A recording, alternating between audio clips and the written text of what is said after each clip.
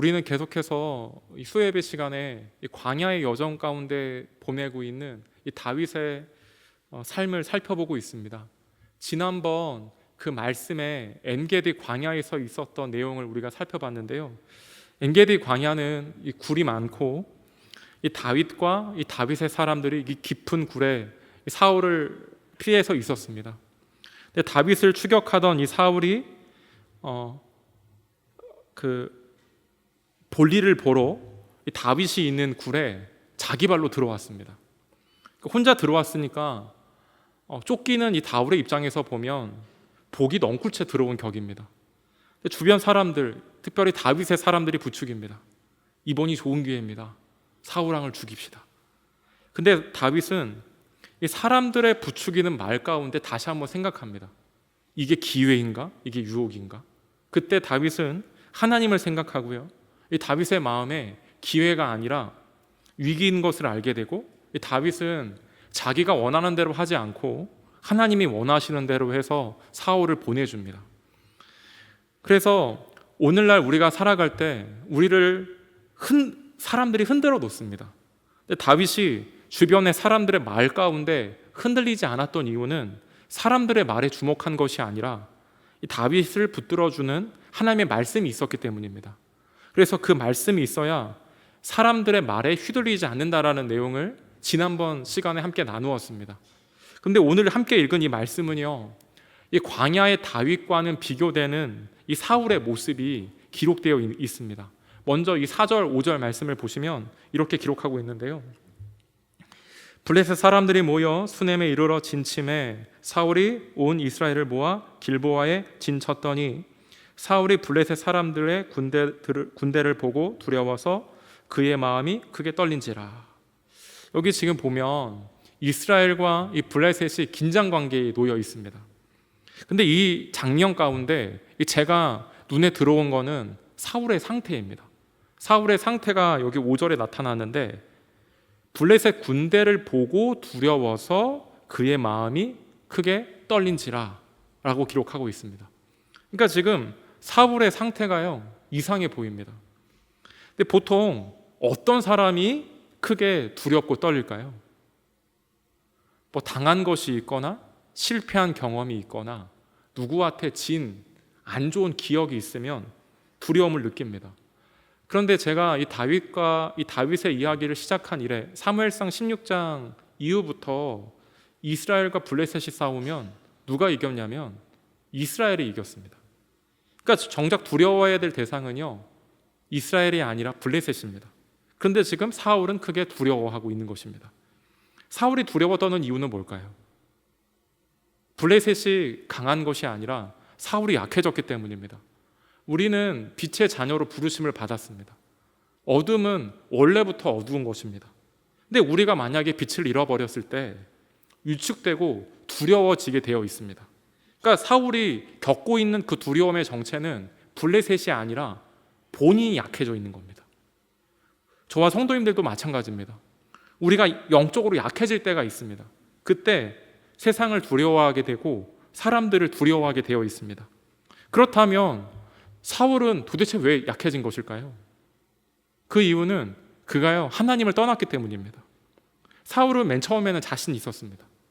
자신 있는 사울이 하나님을 떠나보니까 그의 마음 가운데 이 자만감이 찾아오게 되었고, 이 자만감이 있는 이 사울은요, 점점 추락하는 인생을 살아가게 됩니다.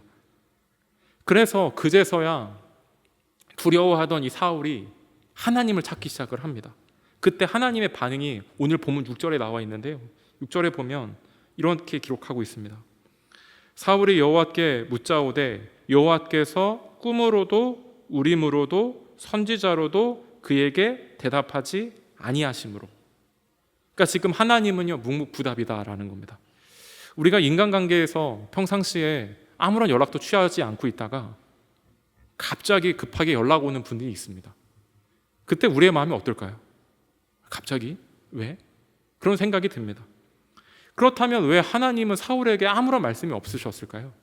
이미 하나님과 사울의 관계가 멀리 떨어져 있습니다. 그러니까 사울은 하나님을 패싱하는 인생을 살았습니다. 그러니까 위기가 찾아온 것은요, 사울이 자초한 측면이 크다라는 거예요. 근데 그 당시 하나님께서 세 가지의 어떤 하나님의 답을 주시기 위해서 그 통로가 세 가지 방법이 6절에 나오는데, 첫 번째는 뭐냐면 하나님의 계시를 꿈을 통해서 말씀하세요. 요셉이 그랬고요, 다니엘이 그랬습니다. 그런데 사울에게는 하나님의 꿈으로도 말씀하지 않는 겁니다. 아마 여러 가지 꿈은 꿨겠지만 그것이 영적으로 해석할 만한 꿈은 없었던 것 같습니다. 또한 두 번째는 우림이죠. 우림은 제사장이 입는 복장 중에 에봇이 있고 그 우림과 둠밈이 있습니다. 그것을 가지고 하나님께 기도하면 하나님께서 응답하게 되어 있습니다. 그런데 이 사무엘상 22장에 보니까 그 다윗이 사울을 피해서 높 땅으로 피하게 됐는데, 이 높 땅이 제사장이 거주하는 땅입니다. 근데 그것들을 괘씸하게 여긴 사울이 노베 제사장 이 85명을요 다 죽여버립니다. 그런데 지금 사울은 뭐라고 얘기하냐면 제사장의 우림으로 하나님이 말씀하지 않는다라고 이야기하고 있는 겁니다. 그러니까 본인이 모든 하나님이 말씀할 수 있는 그런 통로들을 다 차단해 놓고 말씀하지 않는다라고 변명하고 있는 거죠. 또 세 번째, 하나님께서 이 당시 말씀하는 통로가 뭐냐면 선지자입니다. 그러니까 선지자를 통해서 하나님의 음성을 들을 수가 있습니다. 그럼 이 당시에 대표적인 선지자는 누구냐면 사무엘입니다. 그런데 지금 사울왕은 이미 사울왕과 대척점에 서 있는 거예요. 서로 갈 길을 가고 있어요. 그런 이 이후에 사울왕은 한 번도 사무엘 선지자를요 찾은 적이 없습니다. 근데 찾지도 않는데, 하나님께 부르짖지도 않는데 어떻게 응답이 올까요? 본인의 기도도 없고 본인의 예배도 없고 본인의 두드림도 없는데 하나님이 응답하지 않는다라고 핑계를 대고 있습니다. 지금 이런 상황, 그러니까 고립무원의 상태에 빠져 있는 것이 이 사울왕의 모습입니다. 그렇다면 사울왕은요 이 문제를 어떻게 해결해야 될까요? 하나님이 침묵하면 우리도 침묵하면 될까요? 하나님께서 침묵하신다고 해서 우리도 침묵해서는 안 됩니다. 하나님께 매달리고 하나님께 회개하고 하나님께 기도할 때 회복을 누릴 수 있기 때문입니다. 성경에 보면 그 예수님께서 침묵하셨던 일들이 나옵니다. 수로보니 여인이 그랬고요, 바디메오가 그랬습니다. 그때마다 이 믿음의 사람들이 보인 반응은 뭐냐면 더욱더 크게 소리를 질러서 그 주님을 붙들었습니다. 그러니까 믿음의 사람들은 주님이 침묵한다고 해서 본인이 침묵하는 법이 없었다라는 것입니다. 또한 마태복음에 보면 천국은요 침노하는 자의 것이라고 합니다. 그러니까 침묵하는 자에게 은혜가 임하는 것이 아니라 입을 크게 열고 입을 벌리고 그리고 천국을 침노할 때 그 은혜가 임하게 되는 거죠. 근데 사울왕은 본인이 하나님을 스스로 떠났고 하나님이 침묵하니까 본인도 침묵했다라는 겁니다. 오늘 예배 나온 저와 성도님들 가운데 주님의 침묵이 느껴질 때마다 주님을 찾고 부르는 우리 모두가 되기를 주님의 이름으로 간절히 축복합니다. 그러니까 하나님이 침묵하시니까 하나님이 아니면 안 됩니다가 아니라 사울왕은 다른 대안을 찾기 시작을 하는 거예요. 그래서 다른 대안을 찾은 게 누구냐면 신접한 여인입니다. 여기 7절 말씀에 보면 이렇게 기록하고 있는데요, 7절 말씀에 보면 사울이 그의 신하들에게 이르되 나를 위하여 신접한 여인을 찾으라, 내가 그리로 가서 그에게 물으라 하니 그의 신하들이 그에게 이르되 보소서 엔돌에 신접한 여인이 있나이다. 그러니까 신접한 여인을 찾으라는 겁니다. 그런데 지금 사울왕은요 문제가 생길 때마다 그 문제를 해결하는 방식은 뭐냐면 항상 사람을 의지합니다. 사울왕이 사무엘상 16장에 광기에 사로잡혔을 때 찾는 사람이 누구냐면 음악 연주를 통해서 나의 마음을 편안하게 해줄 사람을 찾자라고 제안을 합니다. 그러니까 하나님을 통해서 그 문제를 해결해야 되는데 사울왕은 항상 문제가 생기면 사람을 통해서 문제를 해결하고요, 사람을 통해서 그 문제를 해결하니까 그 문제가 해결되지 않고요 실타래처럼 얽히게 되는 거예요. 그래서 이 문제, 이 두려움의 문제를 해결하기 위해서 힘있고 영향력 있는 사람을 찾았는데 그게 누구냐면 신접한 여인인 거죠. 무당입니다. 무당. 근데 이게 보면 하나님께서요 싫어하시는 행동이에요. 레위기 19장 31절 말씀에 보면 이런 말씀이 있습니다. 너희는 신접한 자와 박수를 믿지 말며 그들을 추종하여 스스로 더럽히지 말라. 나는 너희 하나님 여호와이니라. 그러니까 신접한 자, 이 박수, 그러니까 지금 무당들을 가리키는 거죠. 그러니까 그런 사람들을요 믿지 말라, 혹하지 말라. 너희가 더러워진다라고 이야기를 합니다. 그런데 안타깝게도 우리의 인생이 답답하거나 갑갑하면 생각나는 사람들이 이런 부류의 사람들입니다. 특별히 우리나라는 불경기에 유일하게 부흥하는 곳이 점집이라고 합니다. 갑갑하니까요 토종 비결도 보고요, 점도 보고 인생의 컨설팅도 그분들께 받으러 가는 거죠. 근데 하나님은 뭐라고 말씀하시냐면 스스로 더럽히지 말라, 눈길도 주면 안 된다라는 거예요. 제가 그 새롭게 하소서에 보면 MC 주영훈, 스타 작곡가 주영훈 그 분이 간증하는 것들을 우연찮게 듣게 된 적이 있습니다. 근데 이분이 아버님이 목사님이고요, 어렸을 때부터 신앙생활하면서 자라왔다라고 하더라고요. 근데 어렸을 때부터 신앙생활을 했는데 일이 잘 풀리지 않고 공백기가 길고 막 그러니까 주변에서 용하다고 하는 무당을 소개받은 거예요. 근데 목사님의 자녀고 내가 그런 일을 하면 안 된다고 생각을 가졌는데 자기도 모르게 그 무당집으로 발길이 향하게 되더라는 겁니다.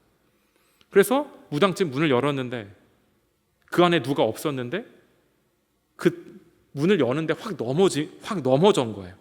확 넘어지면서 깨닫는 생각이 뭐냐면 내가 이곳에 오면 안 되는구나 라는 생각을 하고 무당집을 나와서 하나님 앞에 기도하러 갔다라는 간증을 들은 적이 있습니다.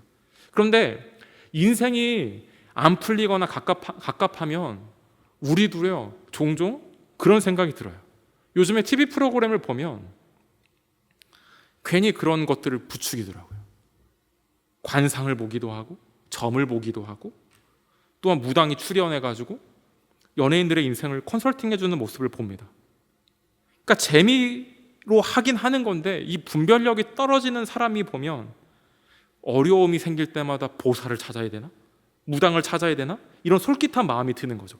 이것처럼 사울은 문제가 생길 때마다 누구를 찾았냐면 사람을 의지해서 그 문제를 해결했다라고 하는 것입니다. 또한 이 사울의 모습을 볼 때 사울왕의 신하들도 문제입니다. 여기 7절 말씀에 보면 이런 말씀이 있는데요, 그의 신하들이 그에게 이르되 보소서 엔돌에 신접한 여인이 있나이다. 지금 사울왕의 주변 사람들은 다 중하고우고 친인척들이에요. 예전에는 이 왕들의 신하들이 자신들의 가족이 많았어요.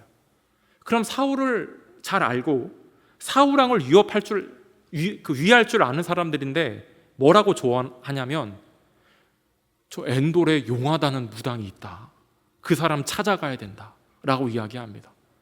지금 사울은 하나님 붙잡고 있지 않고요, 그리고 사울 주변에 사람들이 많은데 영적인 사람들이 하나도 없는 겁니다. 성경에 보면 위기를 당한 믿음의 사람들이 있어요. 깝깝하고 답답하고 인생의 구더기에 빠져 있는 것처럼 보여질 때 믿음의 사람은요 하나님을 붙잡고 있었고요, 또한 그 어려움 가운데 그들을 도와줄 믿음의 동역자들이 있었던 거죠. 다니엘에 보면 함께 기도해줬던 믿음의 친구들 사드락, 메상, 아벳느고가 있었던 거예요. 그런데 지금 사울왕의 비극은 뭐냐면 하나님을 붙잡고 있지도 않고 그 주변에는요 믿음의 친구들이 없었던 겁니다. 오늘날 많은 사람들은 SNS를 통해서 내가 이렇게 팔로워가 많다라고 주장을 합니다. 근데 사람들이 많은 것도 중요하죠. 그런데 우리가 점검해 봐야 될 것은 뭐냐면 내 주변에 영적인 사람이 있는가, 다급할 때 나를 붙들어줄 영혼의 친구가 있는가 우리가 점검해 봐야 됩니다. 근데 사울은요 그런 사람조차도 없었다라는 거예요. 그래가지고 사울왕이 그 신접한 여인을 찾아서 문제를 해결하려고 나가는데 어떻게 나가냐면 여기 8절에 보시면 이렇게 기록하고 있습니다. 사울이 다른 옷을 입고 변장하고 두 사람과 함께 갈새 그들이 밤에 그 여인에게 이르러서는 사울이 이르되 청하노니 나를 위하여 신접한 술법으로 내가 내게 말하는 사람을 불러 올리라 하니. 여기 8절에 보니까 사울이요 다른 옷으로 변장하고 갔다라는 거예요. 왜 갑자기 다른 옷으로 변장하고 갔을까요? 사울 본인도요 이게 문제가 있는 걸 아는 거예요. 신접한 여인을 찾아가서 뭐라고 이야기하냐면 내가 내게 말하는 사람을 불러 올리라고 얘기합니다. 이 사람이 누구를 가리키냐면 사무엘을 가리킵니다. 근데 지금 사무엘은 이미 죽은 사람입니다. 근데 죽은 영혼을 끌어올리라고 이야기하는 거죠. 그러니까 오늘날로 얘기하면 빙의해서 끌어올리라고 얘기하는 거예요. 근데 전도서 3장에 보니까 인생의 영혼은 위로 올라가게 되어 있는데 무당을 불러가지고 죽은 사무엘을 불러온다? 이게 합당한 처사가 아닙니다. 그러면서 이 사무엘에게 사울이 자기 변명만 늘어놓는 거예요. 자기 변명은 뭐라고 늘어놓냐면 여기 15절 16절 말씀에 이렇게 기록하고 있습니다. 사무엘이 사울에게 이르되 내가 어찌하여 나를 불러 올려서 나를 성가시게 하느냐 하니 사울이 대답하되 나는 심히 다급하니이다. 블레셋 사람들은 나를 향하여 군대를 일으켰고 하나님은 나를 떠나서 다시는 선지자로도 꿈으로도 대답하지 아니하시기로 내가 행할 일을 알아보려고 당신을 불러 올렸나이다 하더라. 사무엘이 이르되 여호와께서 너를 떠나 내 대적이 되셨거늘 내가 어찌하여 내게 묻느냐. 여기 지금 이 말씀에서 사울이 말하고자 하는 요지는 뭐냐면 나는 블레셋 군대가 올까봐 두렵다. 그리고 하나님이 나를 떠났다라는 거예요. 근데 사울의 논리는 뭐냐면 이래서 문제고요, 저래서 문제고, 이 핑계 대고 있고 저 핑계 대지만 정작 문제는요 이 문제도 아니고 저 문제도 아니고요 사울 본인 자신이 문제였다는 것입니다. 우리가 문제를 볼 때 많은 이야기들을 하지만 내가 문제인 경우가 많습니다. 근데 사울 왕은요 자기 반성은 없고요 그냥 자기 변명만 늘어놓는 거죠. 근데 이것을 통해서 저와 우리 성도님들이 반드시 기억해야 될 것이 있습니다. 사울은 이렇게 얘기해요. 여호와께서 나를 떠났다. 그런데 우리가 계속해서 이 수요 예배 시간에 이 다윗에 대한 내용을 보고 있는데 다윗은요 이곳을 가든지 저곳을 가든지 하나님께서 다윗과 함께 하셨습니다. 이게 사울과 다윗의 차이입니다. 환경적으로 보면 사울이 왕궁에 있고요 편안한 데 있어요. 그런데요 사울 왕의 마음은요 두려워요. 반면에 다윗은 광야라는 척박한 땅에서 사울 왕한테 피신 당해서 도망자의 신세를 살고 있는데요 마음이 평안합니다. 사울 왕은 편안하지만 평안하지 못했고 다윗은 불편한 상황이지만 평안했습니다. 그 이유는 뭘까요? 하나님이요 다윗의 인생을 붙들어 주셨기 때문입니다. 결국 우리의 인생은 어디에 있느냐가 중요하지 않는 것 같아요. 누가 우리와 함께 하느냐가 중요합니다. 저와 성도님들 가운데 하나님께서 함께 하셔서 하나님이 주시는 평안을 누릴 수 있게 되기를 주님의 이름으로 간절히 축복합니다. 사울이 회복할 수 있는 유일한 길은 블레셋이 쳐들어오니까 군사력을 키우는 길이 아니고요 평안한 길을 찾는 것이 아니고요 하나님을 회복해야 될 줄로 믿습니다. 그래야 그가 하나님께로 돌이켜야 살고요 하나님께로 돌아와야 그가 회복됩니다. 그런데 사울 왕의 안타까운 점은 이곳 저곳 기웃거립니다. 그런데 사울 왕에게 한 가지가 없는데 하나님을 찾는, 하나님을 향한 기도가 없습니다. 기웃거리고 많은 것들을 의지하고 많은 일들을 하는 것 같은데 기도하지 않죠. 하나님을 찾지 않습니다. 이 모습이 저와 성도님들의 모습은 아닌지 점검해야 될 줄로 믿습니다. 우리의 인생이 답답하고 깝깝할 때가 있습니다. 그때요 분명 우리의 머리 가운데 생각나는 사람들이 있을 것입니다. 근데 우리가 그 사람들에게 도움을 요청하기 전에 우리는 하나님께 기도해야 될 줄로 믿습니다. 하나님 앞에 기도하고 하나님을 찾고 부르짖을 때 하나님께서 반드시 우리의 성도님들의 삶을 회복시켜 주실 줄로 믿습니다. 인생의 광야길을 걸어가는 우리의 삶 가운데 어떤 어려움의 문제가 있다 하더라도 하나님을 통하여 그 문제를 해결하고 하나님을 붙듦으로 말미암아 회복되는 은혜를 누리는 저와 성도님들이 되시기를 주님의 이름으로 간절히 축복합니다.